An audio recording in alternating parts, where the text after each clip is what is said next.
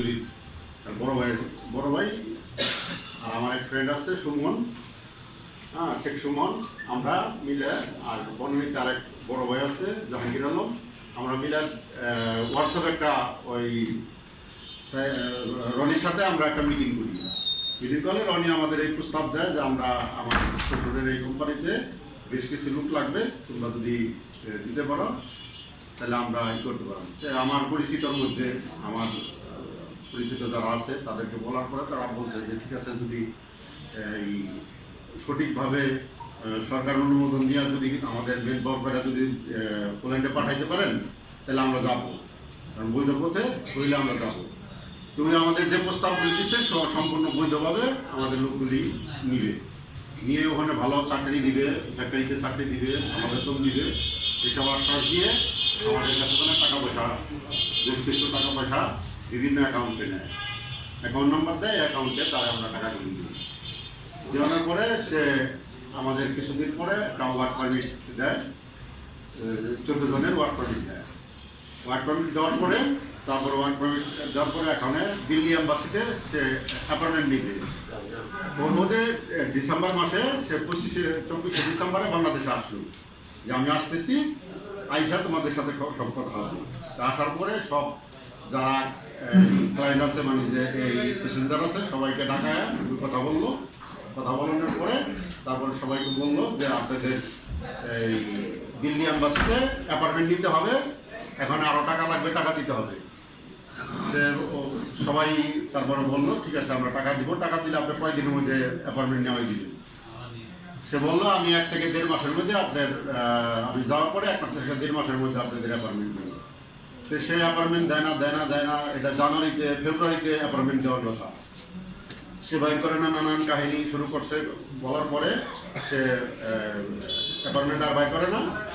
এমনিতে বাংলাদেশের June July যে আগস্টের যে 5 আগস্টের যে গণ্ডগোল, এর কয়েকদিন আগে আপনার ভুয়া একটা অ্যাপার্টমেন্ট লেটার বাইর করে দেয়।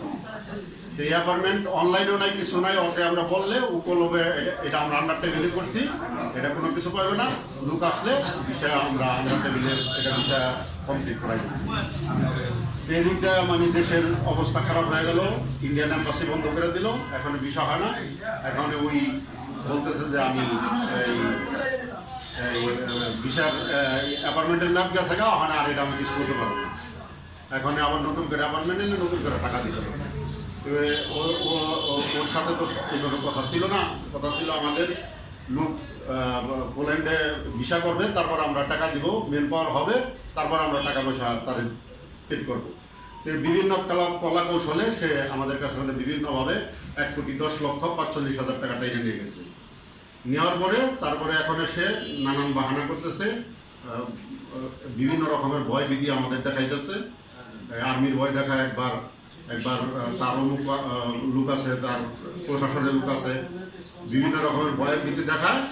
প্রায় 6 মাস যাবৎ সে আমাদের সাথে টোটাল যোগাযোগ বন্ধ করে দিছে, মোবাইল হোয়াটসঅ্যাপ বন্ধ করে দিছে, তারে আমরা ফোন দিলেও পাই না, সেও আমাদের ফোনে কোনো ই করে না। তার ভাই বোনে বললে সে ভাই বোনে বলে যে আমাদের সাথে যোগাযোগ নাই, অথচ তার ভাই বোনের অ্যাকাউন্টে টাকা নিছে।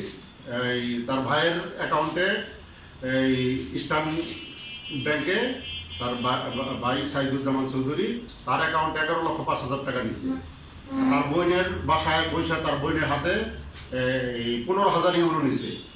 আমারে বলছে যে যাও তুমি দিয়ে আসো। আমি বলছি যে ভাই আমি 15,000 ইউরো তো অনেক টাকা, এই টাকাটা তুমি নাই, আমি কার কাছে দেবো? তোমার বোনের কাছে দেবো। তোমার বোনে যদি অবিশ্বাস বলে যে আমার কাছে দেয় নাই, তখন ভাই আমার একটা লিখিত দিবে। তখন সে একটা প্যাড ছিল যে ভাই হ্যাঁ আপনি যে 15,000 ইউরো আমার দিয়ে গেলেন, এইভাবে আমার সে একটা লিখিত দিয়ে যে হ্যাঁ আমি বুঝা পেয়েছি ভাই, রনির আপনি দিতে আসছেন, এই টাকাটা আমি বুঝা পেয়েছি, ওইটা একটা লিখিত আছে। রনি বাংলাদেশে এসে আমাদের সাথে একটা 300 টাকার স্টাম্পে একটা চুক্তি করছে যে কীভাবে ওই স্টাম্পও আছে আমাদের। তারপরে এর পরিপ্রেক্ষিতে এখন আমরা দিশা বেশা না পাই, আমরা কোর্টে যাই মামলা করি। মামলা করার পরে মামলা এখন ডিবিতে হস্তান্তর করছে, ডিবিতে আছে, ডিবিতে তদন্ত চলছে।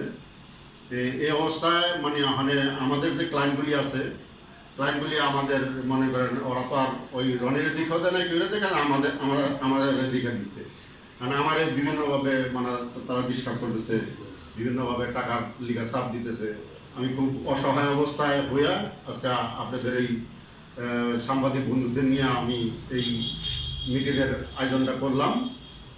আপনাদের কাছে আমি হেল্প চাই, আমি মাননীয় প্রধানমন্ত্রীর কাছে হেল্প চাই, মাননীয় স্বরাষ্ট্রমন্ত্রীর কাছে হেল্প চাই, আমাদের প্রশাসনিক যে কর্মকর্তারা আছে তাদের কাছে আমি হেল্প চাই। আমি বর্তমানে খুব অসহায় অবস্থায় আছি। 2 বছর যাবৎ এই ব্যবসা বাণিজ্য আমার খুব পুরো বন্ধ করে দিছে। আমি অনেক খুব অসহায় অবস্থা আছি। আপনারা আমার একটু হেল্প করেন, আমি যেন এই ক্লায়েন্টের টাকাগুলি ওর কাছে যেন উদ্ধার করে সবাইকে দিয়ে আমি যেন এখান থেকে সবাই সাথে ভালো সম্পর্ক বজায় রাখতে পারি। আপনার পাশে 2 জন কারা, নাম বলেন? আমার এটা আমার ভাতিজা লাগে, এটা আমার বন্ধু লাগে। নাম বলেন। নাম? জি, তারাও কি ভুক্তভোগী? না, তারা ভুক্তভোগী। তাহলে আর ভুক্তভোগী লোক কোথায়? ভুক্তভোগীর লোক 2-2.5 বছর হয়ে গেছে, তারা তো দেখা গেছে ম্যাক্সিমামই প্রবাসী। তারা তো আর এতদিন বসে থাকবে না, তারা বিভিন্ন ছোটখাটো দেশে বিভিন্ন জায়গায় চলে গেছে। তাদের যে আত্মীয় স্বজনের মাধ্যমে আমাদের কাছে ছিল, তারাই ওখানে আমাদের প্রেশারগুলি করতেছে। ঠিক আছে।